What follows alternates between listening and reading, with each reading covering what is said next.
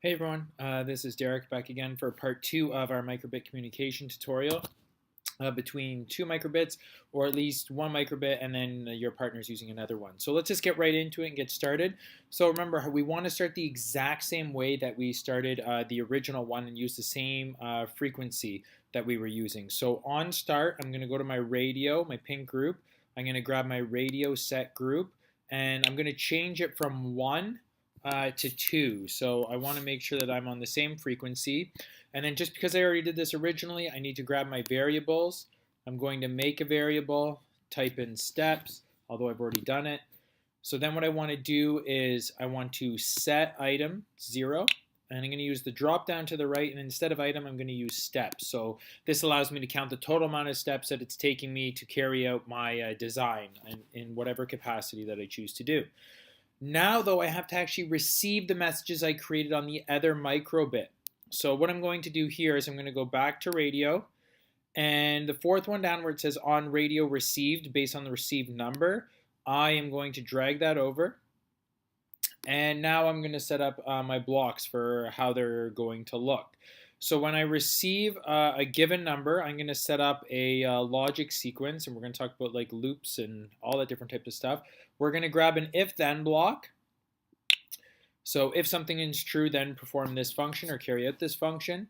And then we're going to need another logic sequence, which is just the equal sign. We're going to drag that over. And now when I go back to my variables, I'm going to have a received number. So when if I receive a given number, perform this function. So instead of 0, remember we had our first message was 3 that we created. So if we receive number 3, then perform this. So I'm going to grab my blue basic blocks, make a quick left-hand arrow. So it's going to tell my partner that I'm going to go left. So I'm going to go the direction of left. I'm going to use my blue basic blocks and grab a pause right here.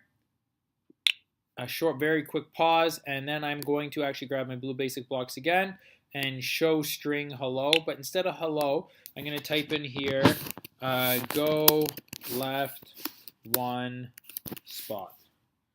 So now go left 1 spot. So whenever I receive message 3, that's what it's going to do.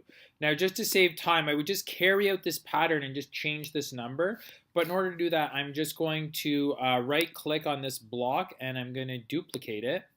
And that will make this a lot easier to navigate. So I'm going to connect these blocks together, but instead of receiving message 3, I'm going to change this to 4. And I'm also now going to change my arrows. So it depends on really what you established to be your determining factor for which way you want to do this. But for me on this one, I'm just going to go, I'm going to say back, not down, just because it can be a little confusing as in terms of the arrow, which one's which. So I'm just going to say go back 1 spot. I'm going to duplicate again. And I'm going to change my message number to 5. And now I'm going to say go right 1 spot. You can see how much more efficient it is by just duplicating and altering a few of the boxes. And lastly, I'm going to change this to 6. And I'm going to change my navigational arrow to up. And then I'll say go up 1 spot. Or actually, I'll say go forward rather 1 spot. Okay, and the last one I needed is a little different. So what I'm going to do in this particular case is I'm still going to grab my logic sequence again. I'm going to grab if then. So if, and then I'll still do the same thing. So if I receive, so just grab this one, duplicate. So if I receive the number 7, then, and this time I'm going to grab show number because here's where I want to get my total number of steps that we've achieved.